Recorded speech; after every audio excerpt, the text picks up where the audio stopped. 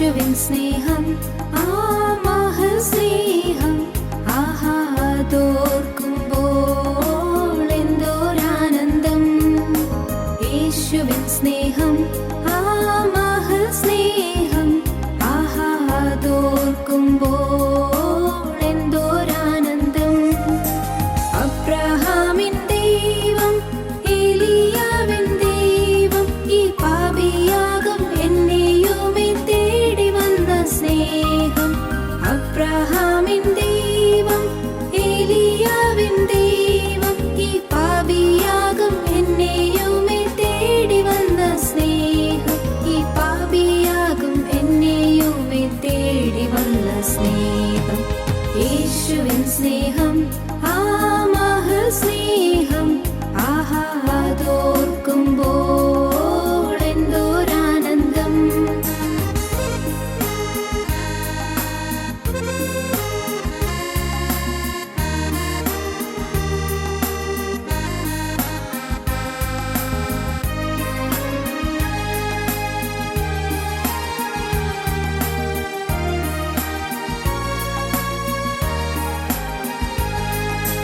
ഗോൽഗോഥാവിൻ മുകളിൽ സർവ്വലോക പാപ പരിഹാരമായി തൂങ്ങി മരിച്ചുയർത്തോരു സ്നേഹം. ഗോൽഗോഥാവിൻ മുകളിൽ സർവ്വലോക പാപ പരിഹാരമായി തൂങ്ങി മരിച്ചുയർത്തോരു സ്നേഹം. പരിഹാരമായി തൂങ്ങി മരിച്ചുയർത്തോരു സ്നേഹം. യേശുവിൻ സ്നേഹം ആ മഹൽ സ്നേഹം ആഹാദോർക്കുമ്പോൾ എന്തോരാനന്ദം.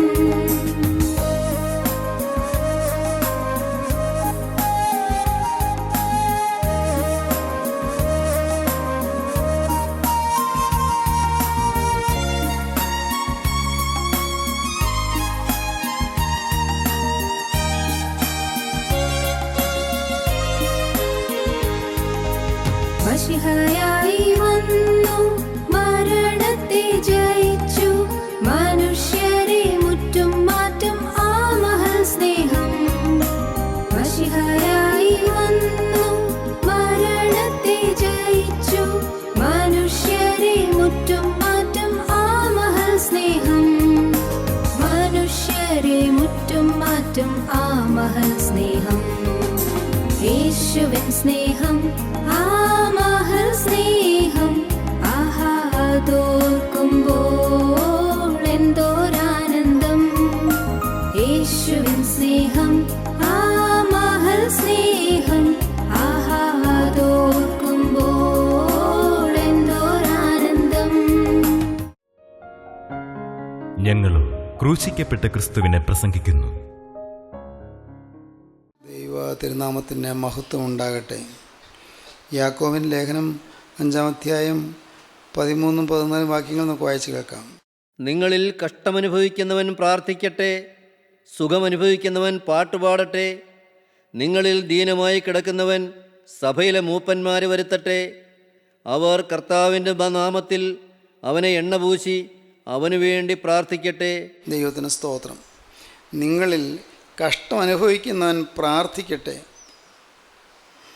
സുഖം അനുഭവിക്കുന്നവൻ പാട്ടുപാടട്ടെ. ദൈവത്തിന് സ്തോത്രം. കഷ്ടം അനുഭവിക്കുന്നവൻ എന്ന് പറഞ്ഞാൽ എല്ലാവരും തന്നെ കഷ്ടം അനുഭവിക്കുന്നവരാണ്. എല്ലാവരും. ആരുണ്ട് ഒരു കഷ്ടതയില്ലാതെ ജീവിക്കുന്നവർ? ഒരു പ്രശ്നമില്ലാതെ ജീവിക്കുന്നവരാരുണ്ട്?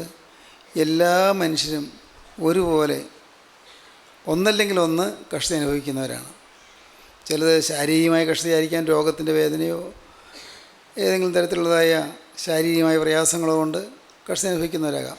ചിലർ മാനസികമായ വ്യഥ അനുഭവിക്കുന്നുണ്ട്. മാനസികമായ വ്യഥ, മനസ്സിലെ ആകുലങ്ങൾ, മനസ്സിലെ ആവലാതികൾ, മനസ്സ് പുകയുന്ന അനുഭവങ്ങൾ, മനസ്സ് ഉരുകുന്ന അനുഭവങ്ങൾ, ആകെ അസ്വസ്ഥത, ഈ ഹൃദയത്തിനൊരു ശാന്തിയോ സ്വസ്ഥതയോ ഇല്ലാതെ വലയുന്ന അവസ്ഥ, നിരാശയിലാണ്ടുപോയ അവസ്ഥ, മനസ്സിലെ അസ്വസ്ഥത, മനസ്സിൽ കഷ്ടത. അതെല്ലാറ്റിലുപരി ആത്മാവിൻ്റെ കഷ്ടതയാണ് ഭയാനകം. ആത്മാവിൻ്റെ കഷ്ടത. ആത്മാവ് കഷ്ടത അനുഭവിക്കുന്നു പറഞ്ഞാൽ എന്താണ്? നമ്മുടെ ആത്മാവ് ദൈവത്തിൻ്റെ സ്വരൂപത്തിലും സാദൃശ്യത്തിലും സൃഷ്ടിക്കപ്പെട്ടതാണ്. ദൈവത്തിൻ്റെ അതേ ഛായയിൽ നമ്മുടെ ആത്മാവ് സൃഷ്ടിക്കപ്പെട്ടതാണ്. എന്നാൽ ആ സ്വരൂപവും സാദൃശ്യവും നഷ്ടപ്പെടുന്ന എന്തെല്ലാം വരുന്നോ അതെല്ലാം ആത്മാവിൻ്റെ കഷ്ടതയാണ്. ദൈവത്തിൻ്റെ സ്വഭാവം സ്നേഹമാണ്. ആ സ്നേഹം തമ്മിൽ ഇല്ലാതെ വരിക എന്ന് പറഞ്ഞാൽ നമ്മുടെ ആത്മാവിന് കഷ്ടതയാണ്. കാരണം അത് നരകത്തിലേക്കുള്ള പ്രവേശനത്തിനുള്ളൊരു സർട്ടിഫിക്കറ്റാണ്. നരകത്തിലേക്കുള്ള പ്രവേശനം. നമ്മിൽ സ്നേഹമില്ലാതെ പോയാൽ, ക്രിസ്തുവിൻ്റെ സ്വഭാവം ഇല്ലാതെ പോയാൽ നാം തീർച്ചയായും ക്രിസ്തുവിൻ്റെ രാജ്യത്തിൽ എത്തുകയില്ല. മരണശേഷം ഒരു നിത്യതയുണ്ടല്ലോ, അത് നമുക്കറിയാമല്ലോ. മരണശേഷം ഒരു നിത്യതയുണ്ട്. നിത്യത അനന്തതയാണ് താനും, തീരില്ല, തീരാത്ത കാലം. ഈ തീരാത്ത കാലം നരകത്തിൻ്റെ ഭീകര ദുരിതത്തിൽ നാം പെട്ടുപോകുക എന്ന് പറഞ്ഞാൽ എത്ര ഭയാനകമായ കാര്യമാണ്. തീരാ നഷ്ടമല്ലേ നരകത്തിൻ്റെ ഭയാനകത്വം. നമ്മിൽ ക്രിസ്തുവിൻ്റെ സ്വഭാവം ഇല്ലാതെ വരുമ്പോൾ നരകത്തിൻ്റെ ഭയാനകമായ ദണ്ഡനം നാം അനുഭവിക്കേണ്ടി വരുന്നതിൻ്റെ പ്രാരംഭ രൂപങ്ങൾ നമ്മിൽ രൂപം കൊള്ളുകയാണ്. പൈശാചിക രൂപം നമ്മിൽ വരികയാണ്. കോപിക്കുന്ന മനുഷ്യൻ പിശാച് പോലല്ലേ, വിറക്കിയല്ലേ, വിറച്ച് കോപിക്കുന്നു. ശരീരം വിറയ്ക്കുന്നു, മൂക്ക് വിയർക്കുന്നു, ദേഹമാസകലം വിയർക്കുന്നു, രക്തഓട്ടം വർദ്ധിക്കുന്നു, ആകെ അസ്വസ്ഥത, ശരീരം ചിലപ്പോൾ വിറയ്ക്കുന്നു, പല്ല് ഞെറുങ്ങുന്നു. ഇങ്ങനെ ശരീരത്തിൽ തന്നെ ചില മാറ്റങ്ങൾ വരുന്നു. പക്ഷേ ആത്മാവിലോ കഠോരമായ കഷ്ടത വരുന്നു. ദേഷ്യം, കോപം, ക്രോധം. ക്രുദ്ധിക്കുന്ന മനുഷ്യൻ്റെ സ്വഭാവം തന്നെ ഭീകരമായി തീരുന്നു, പൈശാചികമായി തീരുന്നു. കുടുംബങ്ങളിൽ കോപാക്രാന്തമായ സംസാരമില്ലേ, കോപാക്രാന്തമായ പെരുമാറ്റമില്ലേ, കഷ്ടത അനുഭവിക്കുകയാണ്. അത് കോപിക്കുന്ന മനുഷ്യനെ അറിയുന്നില്ല. അതുപോലെ ഓരോ പാവവും ഏത് വികാരത്തിന് അടിമപ്പെട്ടാലും ആ വികാരത്തിൻ്റെ അടിമയായി തീരുന്നവൻ ആത്മാവിൽ കഷ്ടത അനുഭവിക്കുകയാണ്. ശരീരത്തിലും ഉണ്ടല്ലോ, ആത്മാവിൽ കഷ്ടത അനുഭവിക്കുന്നു. കഷ്ടം അനുഭവിക്കുക എന്ന് പറഞ്ഞാൽ ശരീരത്തിലും മനസ്സിലും ആത്മാവിലും കഷ്ടത അനുഭവിക്കുന്നു. പക്ഷേ ഈ കഷ്ടപ്പാടുള്ള ലോകത്ത് നമുക്ക് സമാധാനമുള്ളവരായി ജീവിക്കാം, നമുക്ക് സ്വസ്ഥതയുള്ളവരായി ജീവിക്കാം. ദുരിതവും യാതനയും വേദനയുമുള്ള ഈ ലോകത്ത്, ഒട്ടേറെ പ്രതിസന്ധികളിലൂടെ നാം കടന്നു പോകുന്ന ഈ ലോകത്ത്, നനച്ച് ചെയ്യാതെ വരുന്ന പെട്ടെന്ന് വരുന്ന ചില ആപത്തുകളോ അനർത്ഥങ്ങളോ അത്യാഹിതങ്ങളോ മൂലം മനസ്സ് നൊന്ത് വിങ്ങുന്നതായി അവസരമുള്ള അനുഭവമുള്ള ഈ ലോകത്ത്, ദൈവത്തിന് സ്തോത്രം, അവിടെ നമുക്ക് അവയുടെ മധ്യത്തിൽ, ദുരിതങ്ങളുടെ മധ്യത്തിൽ ഒരു ശാന്തത അനുഭവിക്കാൻ സാധിക്കും. ദുരിതങ്ങളില്ലാതായിട്ടല്ല, ഉണ്ട്, ദുരിതങ്ങളെല്ലാം ഉണ്ട്. കഷ്ടപ്പാടും യാതനയും ഇല്ലെന്നല്ല, ഉണ്ട്, എല്ലാവർക്കും ഉണ്ട്. പക്ഷേ അതിൻ്റെ മധ്യത്തിൽ ഒരു സ്വസ്ഥത, ഒരു ശാന്തത നമുക്ക് അനുഭവിക്കാൻ സാധിക്കും. അനുഭവിക്കുന്ന ദൈവമക്കൾക്ക് അത് മനസ്സിലാകും. ഏത് വലിയ കൊടിയ ദുരിതം വരുമ്പോഴും ഉള്ളിൽ ഒരു ശാന്തത ലയിച്ച് നിൽക്കുന്നതൊക്കെ അനുഭവിക്കാം. ഉള്ളൊരു സ്വസ്ഥത. എന്തെല്ലാം വന്നാലെന്ത്, എൻ്റെ കർത്താവ് എൻ്റെ കൂടെ ഉണ്ടല്ലോ എന്നുള്ള ഒരു ധൈര്യം. എന്ത് പ്രതിസന്ധി വന്നാലെന്ത്, യേശു എന്നോടുകൂടെ ഉണ്ടല്ലോ എന്നുള്ള ധൈര്യം. എൻ്റെ ജീവിതത്തിൽ ഏതെല്ലാം പ്രയാസങ്ങളിലൂടെ ഞാൻ കടന്നു പോകേണ്ടി വന്നാലും എന്നെ കാക്കുവാൻ, എന്നെ നോക്കുവാൻ, എന്നെ പരീക്ഷിക്കുവാൻ യേശു ഉണ്ടല്ലോ എന്നുള്ള ഒരു സ്വസ്ഥത, ഒരു സമാധാനം, ഒരു ഉറപ്പ്, ആ ഒരു ധൈര്യം. ദൈവത്തിന് സ്തോത്രം. ക്രിസ്തു നമ്മിൽ അധിവസിക്കുക എന്നുള്ള ഭാഗ്യം. നാം ഈ വാക്കുകൾ കേൾക്കുന്ന എല്ലാവരും തന്നെ ഓരോ തരത്തിൽ കഷ്ടത അനുഭവിക്കുന്നവരാണ്. മാനസികമായ പീഡ അനുഭവിക്കുന്നവരാണ്. മാനസികമായ പീഡയിൽപ്പെട്ട് ഞെരിയുന്നവരാണ്. ഞെരിയുന്ന അനുഭവങ്ങൾ, അങ്ങ് വിങ്ങുന്ന അനുഭവങ്ങൾ, പലപ്പോഴും ഏകാന്തതയിൽ നെടുവീർപ്പിട്ട് പോകുന്ന അനുഭവങ്ങൾ, ഏകാന്തതയിൽ ദീർഘവിശ്വാസത്തോടെ നമ്മുടെ ദുഃഖങ്ങളെ ഓരോന്നോരോന്നും ചിന്തിച്ച് മനസ്സ് വലയുന്ന അനുഭവങ്ങളുള്ളവർ. എന്നാൽ നിങ്ങൾ കഷ്ടം അനുഭവിക്കുന്നവൻ പ്രാർത്ഥിക്കട്ടെ. സ്തോത്രം. അപ്പോസ്തലൻ പറയുകയാണ്, അപ്പോസ്തലനറിയാം, യാക്കോബോസ്ലിഹായ്ക്ക് അറിയാം നമുക്ക് കഷ്ടതയുണ്ടായെന്ന്, നമുക്ക് കഷ്ടപ്പാട് ധാരാളം ഉണ്ടെന്നറിയാം. അതുകൊണ്ട് യാക്കോബോസ്ലിഹ പറയുകയാണ്, കഷ്ടത അനുഭവിക്കുമ്പോൾ നിങ്ങൾ നിരാശപ്പെടരുത്. നിങ്ങൾ നിരാശപ്പെടുകയല്ല വേണ്ടത്, നിങ്ങൾ പ്രാർത്ഥിക്കട്ടെ. പ്രാർത്ഥിക്കൂ. കഷ്ടതകൾ മാറ്റിത്തരുന്ന ദൈവത്തോട് യാചിക്കൂ. കഷ്ടകാലത്ത് എന്നെ വിളിച്ചപേക്ഷിക്കുക, ഞാൻ നിന്നെ വിടുവിക്കുകയും നീ എന്നെ മഹത്വപ്പെടുത്തുകയും ചെയ്യും. കഷ്ടകാലങ്ങളിൽ നമുക്ക് വിളിച്ചപേക്ഷിക്കാം, പ്രാർത്ഥിക്കാം. പ്രാർത്ഥനയ്ക്ക് ഫലമുണ്ട്. ഹൃദയം നുറുങ്ങിയുള്ള പ്രാർത്ഥന ദൈവസന്നിധിയിൽ ചെല്ലും. ഹൃദയം തകർന്നുള്ള പ്രാർത്ഥന ദൈവസന്നിധിയിൽ ചെല്ലും. തകർന്നു നുറുങ്ങിയതുമായ ഹൃദയത്തെ ദൈവമേ നീ നിരസിക്കുന്നില്ല. തകർന്നു നുറുങ്ങിയതുമായ ഹൃദയം, അനുതാപം കൊണ്ട് തകർന്നതായ ഹൃദയം, പാവബോധം കൊണ്ട് നുറുങ്ങിയതായ ഹൃദയം, ആ ഒരു വിനയമുള്ള ഹൃദയം, തകർച്ചയുള്ള പ്രാർത്ഥനകൾ ദൈവസന്നിധിയിലേക്ക് കടന്നു ചെല്ലും. കർത്താവ് ആ പ്രാർത്ഥനകൾ കൈക്കൊള്ളും. നിങ്ങളിൽ കഷ്ടം അനുഭവിക്കുന്നവൻ പ്രാർത്ഥിക്കട്ടെ, സുഖം അനുഭവിക്കുന്നവൻ പാട്ട് പാടട്ടെ. അഥവാ എപ്പോഴെങ്കിലും നിങ്ങൾക്കൊരു സുഖമുണ്ടോ, എപ്പോഴെങ്കിലും ഒരു സന്തോഷകരമായൊരു അനുഭവം ഉണ്ടോ, നിങ്ങൾ പാടുവീൻ, പാട്ട് പാടുവീൻ, ഹൃദയത്തിൽ സന്തോഷം നിറഞ്ഞ് പാടുവീൻ. ശരീരത്തിൽ വേദനയുണ്ടാകും, പക്ഷേ ഹൃദയത്തിൽ പാടാം. നമ്മുടെ ജീവിതത്തിൽ ദുരിതങ്ങളുണ്ട്, പക്ഷേ നമുക്ക് ഹൃദയത്തിൽ പാടാം. ദൈവത്തിന് സ്തോത്രം. ഞാൻ നേരിട്ട് കണ്ടിട്ടില്ല, പക്ഷേ കേരളക്കരയിൽ വളരെ ശക്തമായി സുവിശേഷത്തിന് സ്വാധീനം ചെലുത്തിയ വളരെ വിശുദ്ധനായ ഒരു ദൈവപുരുഷൻ ഉണ്ടായിരുന്നു. അദ്ദേഹം സാധു കൊച്ചുകുഞ്ഞ് ഉപദേശി എന്ന് പറയും. എന്തുമാത്രം യാതനകളാണ് അദ്ദേഹം സഹിച്ചത്, എന്തുമാത്രം ദുരിതങ്ങളിലൂടെയാണ് അദ്ദേഹം കടന്നുപോയത്. വളരെ ഭക്തനായ ഒരു മനുഷ്യൻ. അദ്ദേഹം ആ ഭക്തി പ്രചുരമായ ജീവിതത്തിൽ, നിറഞ്ഞ ഭക്തിയുള്ള ജീവിതത്തിൽ ഒട്ടേറെ യാതനകളെ നേരിട്ടു. പലപ്പോഴും പട്ടിണി അനുഭവിക്കേണ്ടി വന്നു, പലപ്പോഴും മനസ്സ് പതറിപ്പോകുന്ന അനുഭവങ്ങളുണ്ടായി. അപ്പോഴെല്ലാം അദ്ദേഹത്തിൻ്റെ ഹൃദയത്തിൽ പാട്ടായിരുന്നു. എത്ര പാട്ടുകളാണ് അദ്ദേഹം കൈരളിക്ക് സമ്മാനിച്ചത്. ഈ കേരള ഭാഷാ സാഹിത്യത്തിന് അദ്ദേഹത്തിന് എത്രയെത്ര ഗാനങ്ങളാണ് ലഭിച്ചത്, അനുഗ്രഹീതമായ ഗാനങ്ങൾ. പ്രിയപ്പെട്ടവരെ, നമുക്ക് പൈസ ഇല്ലെന്ന് വരും ചിലപ്പോൾ, ഇല്ലേ? പൈസ ഇല്ലെന്ന് വരും.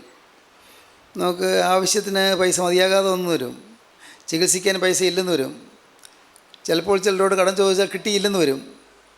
എത്രയോ പലരുടെയും മുമ്പിൽ കൈനീട്ടി നാം പൈസ യാചിച്ചിട്ടുണ്ടാകാം, പക്ഷേ കിട്ടിയില്ലെന്ന് വരും. അങ്ങനെയെല്ലാം ഉള്ള സമയങ്ങളിൽ പോലും നമ്മുടെ മനസ്സിന് അല്പം പോലും നിരാശയില്ലാതെ, ആകുലമില്ലാതെ എൻ്റെ ദൈവം എനിക്ക് വേണ്ടി കരുതുന്നു എന്നുള്ള നല്ല ഉറപ്പോടെ നിൽക്കാൻ നമുക്ക് സാധിക്കും. കാരണം വചനം പറയുന്നു, അവൻ നിങ്ങൾക്കായി കരുതുന്നതാകിയാൽ നിങ്ങളുടെ സകല ചിന്താകുലവും അവൻ്റെ മേലിട്ട് കൊള്ളുവീൻ. എല്ലാ ചിന്താകുലവും ക്രിസ്തുവിൻ്റെ മേൽ നമുക്ക് എറിഞ്ഞിടാം. എല്ലാം അവൻ നിങ്ങൾക്കായി കരുതുന്നതാകിയാൽ നിങ്ങളുടെ സകല ചിന്താകുലവും അവൻ്റെ മേലിട്ട് കൊള്ളുവീൻ. സംഗീതകാരൻ പിന്നെ പാടി, നിൻ്റെ ഭാരം യഹോവയുടെ മേൽ വെച്ചു കൊള്ളുക, അവൻ നിന്നെ പുലർത്തും, നീതിമാൻ കുലുങ്ങിപ്പോകുവാൻ അവനൊരു നാൾ സമ്മതിക്കുകയില്ല. എന്തൊരു ഉറപ്പാണ്! നിൻ്റെ ഭാരം യഹോവയുടെ മേൽ വെച്ചു കൊള്ളുക, അവൻ നിന്നെ പുലർത്തും, നീതിമാൻ കുലുങ്ങിപ്പോകുവാൻ അവനൊരു നാളും സമ്മതിക്കുകയില്ല.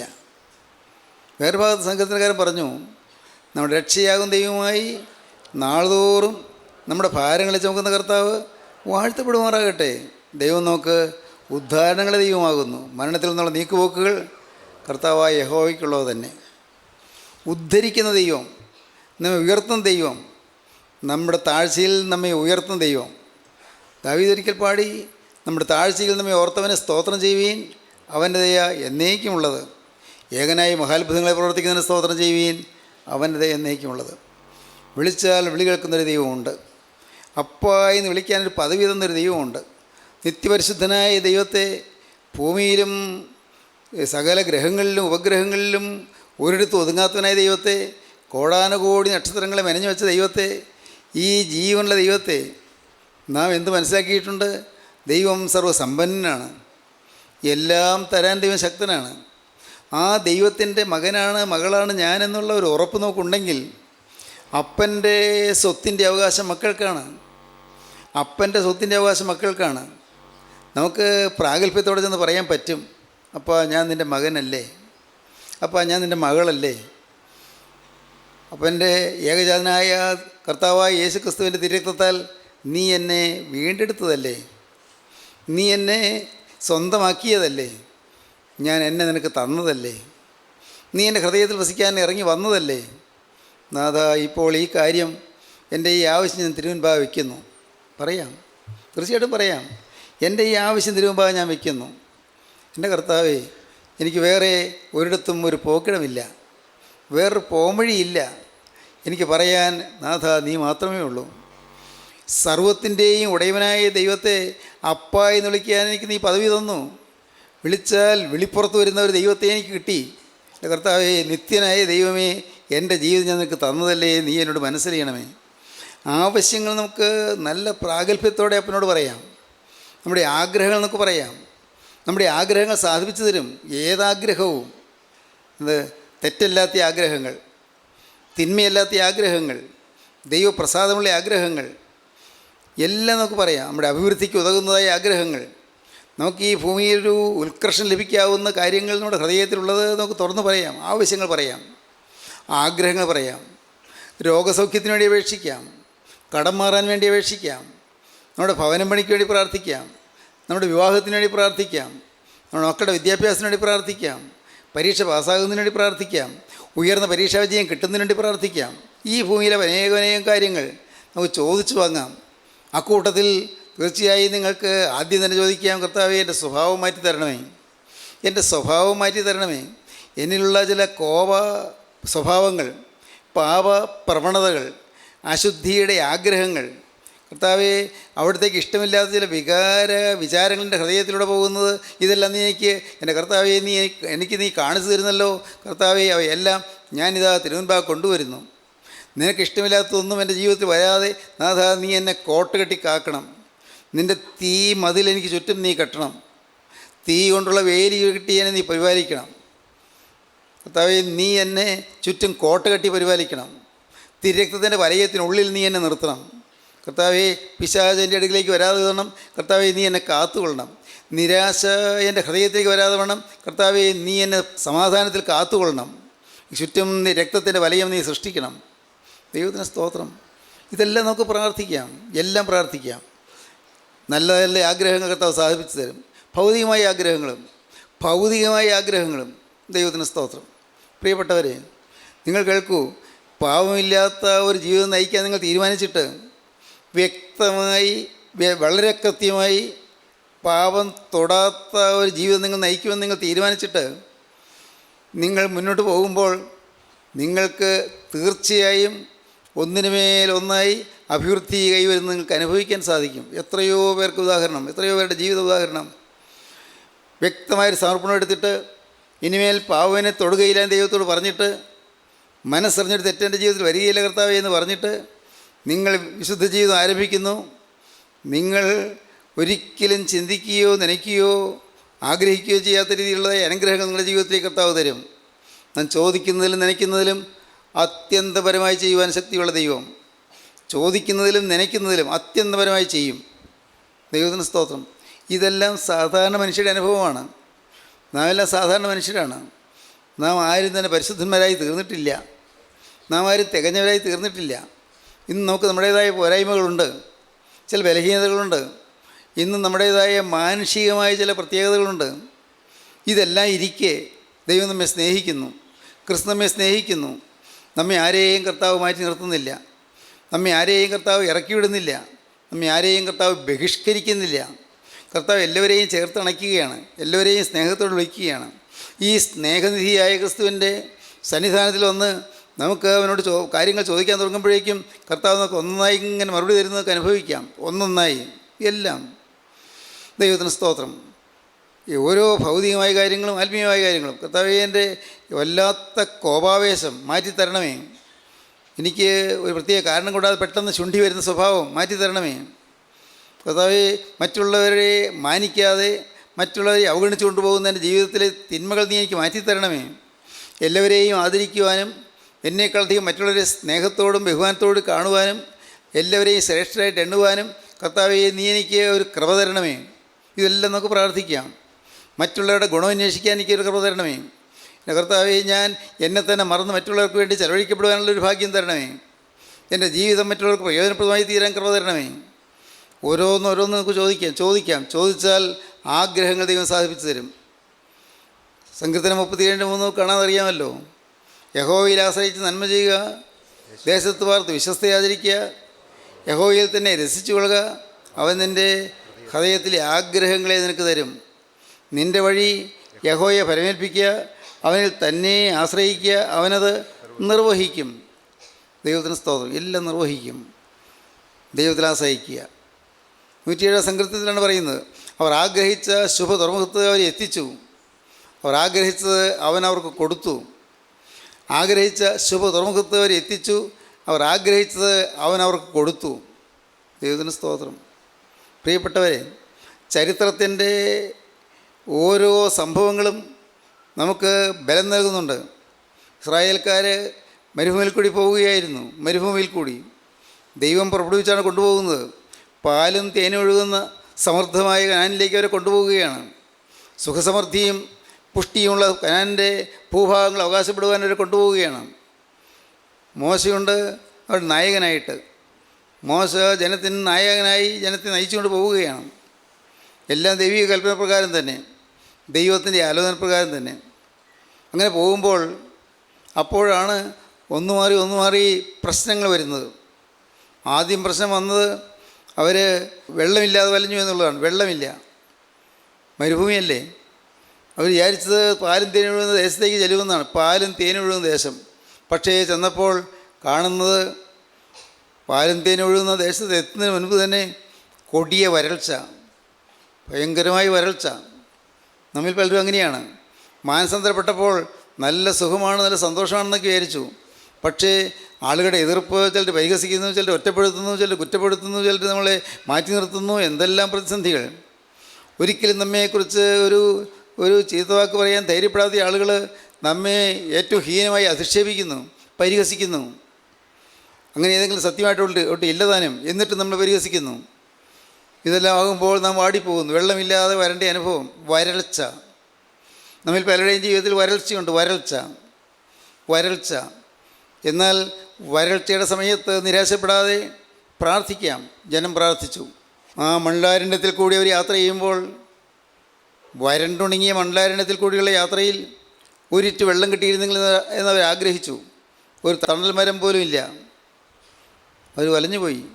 കൊടിയ സൂര്യാതപം, സൂര്യൻ്റെ വെയിൽ, ഉഷ്ണക്കാറ്റ്, ചുട്ടുപഴുത്ത മണൽത്തരിയിൽ നിന്ന് വരുന്ന പൊങ്ങുന്ന ചൂട്. അവർ വലഞ്ഞുപോയി. അവർ വിഷമിച്ചു. അപ്പോഴാണ് ദൂരെ വെള്ളം അങ്ങനെ അലതല്ലുന്നു, ഓളം വെട്ടുന്നു. അയ്യോ, എന്തൊരു സന്തോഷം! കുറച്ചെങ്ങുമല്ല, ഒരു പ്രദേശം മുഴുവൻ വെള്ളത്തിലാണ്. വെള്ളം, ധാരാളം വെള്ളം. അത്ഭുതം, വലിയ സന്തോഷമായി. ഈ മരുപ്പറമ്പിൽ ഇത്രമാത്രം ജലമോ, ഈ മരുഭൂമിയിൽ ഇത്രമാത്രം വെള്ളമോ? അവരെ അത്ഭുതപ്പെട്ടു. ഓടി വെള്ളത്തിൻ്റെ അരികിലേക്ക്. 1-2 പേരല്ലല്ലോ, 600,000 പേരല്ലേ, 6 ലക്ഷം പേരല്ലേ. ഓടി വെള്ളത്തിൻ്റെ അരികത്ത് ചെന്നു. ധൃതിയിൽ വെള്ളം കൈക്കുമ്പിൽ കോരിയെടുത്ത് കുടിക്കാൻ തുടങ്ങി. കുടിക്കുന്നവർ ഛർദ്ദിക്കുന്നു, കുടിക്കാൻ സാധിക്കുന്നില്ല. എന്തു പറ്റി? അത് മുഴുവൻ കയ്പ്പാണ്. കയ്പ്പ്. ആറ്റുനോറ്റ് കിട്ടിയ വെള്ളം കയ്പ്പായി. പ്രിയപ്പെട്ടവരെ, ഇമാതിരി അനുഭവങ്ങൾ നമ്മിൽ പലർക്കും കാണും. ആറ്റുനോറ്റ് കിട്ടിയ ഒരു കുഞ്ഞിന് രോഗം, ആറ്റുനോറ്റ് കിട്ടിയ ഒരു ജോലിയെ ചില പ്രതിസന്ധികൾ, ആറ്റുനോറ്റ് കിട്ടിയ ഒരു ജോലിയിൽ, ആ ജോലിയിൽ അവിടെയുള്ള സുപ്പീരിയേഴ്സുമായിട്ട് ഇണങ്ങിപ്പോകാൻ പറ്റാത്ത ചില സാഹചര്യങ്ങൾ. വിഷമിച്ചു പോയി. എന്തു ചെയ്യും? കൊതിച്ച് കിട്ടിയതാണ്, ആഗ്രഹിച്ച് കിട്ടിയതാണ്, ദൈവം പ്രാർത്ഥനയായിട്ട് തന്നതാണെന്നൊരു ബോധ്യമുണ്ടായിരുന്നു. പക്ഷേ ഇപ്പോഴോ വഹിക്കാൻ വയ്യ. എങ്ങനെ മുന്നോട്ട് പോകും? ഓരോരോ കാര്യങ്ങൾ നമുക്ക് കാണാം, ഓരോന്ന്. അവരാഗ്രഹിച്ചത് കിട്ടി, പക്ഷേ കുടിക്കാൻ കഴിഞ്ഞില്ല. വേദപുസ്തകം പറയുന്നു അവർക്ക് കുടിക്കാൻ കഴിഞ്ഞില്ല. നമ്മിൽ പലർക്കും പലതും കിട്ടി, പക്ഷേ അനുഭവിക്കാൻ പറ്റുന്നില്ല. കിട്ടി, പലതും കിട്ടി. ജോലി കിട്ടിയവരുണ്ട്, വിദ്യാഭ്യാസം കിട്ടിയവരുണ്ട്, നല്ല വിവാഹം കിട്ടിയവരുണ്ട്, കുഞ്ഞുങ്ങളെ കിട്ടിയവരുണ്ട്, ആരോഗ്യമുള്ള കുഞ്ഞുങ്ങളെ കിട്ടിയവരുണ്ട്, നല്ല സസ്വഭാവികളായ കുഞ്ഞുങ്ങളെ കിട്ടിയവരുണ്ട്. ശരി, പക്ഷേ പലതും നമുക്ക് അനുഭവിക്കാൻ പറ്റുന്നില്ല. എന്തുകൊണ്ടോ വഴുതി പോകുന്നു, അനുഗ്രഹങ്ങൾ വഴുതി പോകുന്നു. സ്തോത്രം.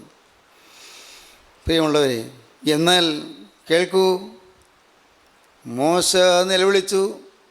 ആ പെരുവെള്ളത്തിൻ്റെ, ആ വലിയ ജലതടാകത്തിൻ്റെ അരികത്തിരുന്നു കൊണ്ട് മോശ മുട്ടുമടക്കി. മോശ പ്രാർത്ഥിച്ചു. ജനം എന്തുവേണ്ടെന്നറിയാതെ പുറവെക്കുകയും ചിലർ നീരസപ്പെടുകയും ചിലർ കോപിക്കുകയും ചെയ്യുകയാണ്. ചിലർ മോശയ്ക്കെതിരായി സംസാരിക്കുകയാണ്. എന്തിന് ഞങ്ങൾ വിളിച്ചുകൊണ്ട് വന്നതെന്ന് ചോദിക്കുകയാണ്. ആ മിശ്രയുമല്ലായിരുന്നു നല്ലതെന്ന് ചോദിക്കുകയാണ്.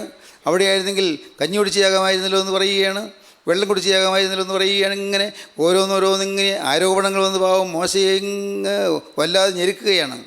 പക്ഷേ മോശ പ്രാർത്ഥിച്ചു. അതല്ലേ മോശയ്ക്ക് ചെയ്യാനുള്ളൂ. ദൈവമക്കൾക്ക് അതേ ചെയ്യാനുള്ളൂ, പ്രാർത്ഥിക്കുക. നിങ്ങൾ കഷ്ടം അനുഭവിക്കുന്നവൻ പ്രാർത്ഥിക്കട്ടെ. മോശ പ്രാർത്ഥിച്ചു. സ്വർഗത്തിലെ ദൈവം മോശയോട് പറഞ്ഞു, മോശയെ നിൻ്റെ തൊട്ടരീത്ത് നിൽക്കുന്നത് എന്താണ് നീ കാണുന്നുണ്ടോ? മോശ അപ്പോഴാണ് കണ്ടത് ഒരു മരം, ചെറിയൊരു മരം. കർത്താവ് പറഞ്ഞു, അതിൻ്റെ കൊമ്പ് വെട്ടി ഈ വെള്ളത്തിലേക്ക് അങ്ങിട്, കൊമ്പ് വെട്ടി വെള്ളത്തിലേക്കിട്, ദൂരെ എങ്ങും പോകണ്ട, അകലെ എങ്ങും യാത്ര ചെയ്ത് പോകണ്ട, ദൂരെ യാത്ര ചെയ്ത് വെട്ടിക്കൊണ്ട് വരണ്ട, തൊട്ടടുത്ത് തന്നെ.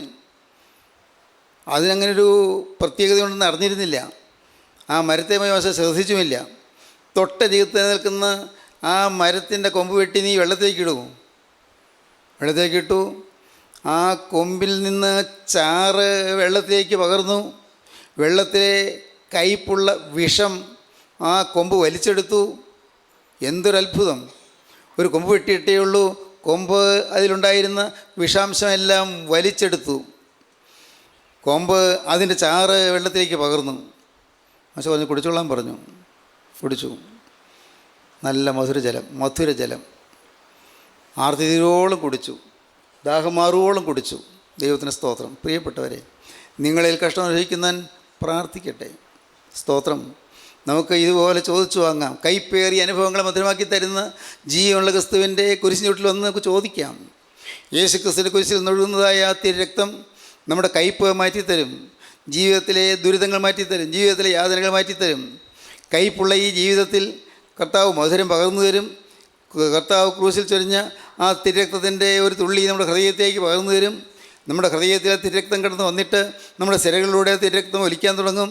സിരകളിലൂടെ പ്രവഹിക്കുമ്പോൾ നമ്മുടെ ശരീരമാസങ്ങൾ രൂപാന്തരപ്പെടും, നമ്മുടെ മനസ്സ് രൂപാന്തരപ്പെടും, നമ്മുടെ ആത്മാവ് രൂപാന്തരപ്പെടും, നമ്മുടെ ഹൃദയം രൂപാന്തരപ്പെടും, നമ്മുടെ വിചാര വികാരങ്ങൾ രൂപാന്തരപ്പെടും. നാം ധന്യരായിത്തീരുന്നു, അനുഗ്രഹീതരായിത്തീരും. യേശു ക്രിസ്തു നമ്മുടെ ഹൃദയത്തിൽ വാസം ചെയ്യും.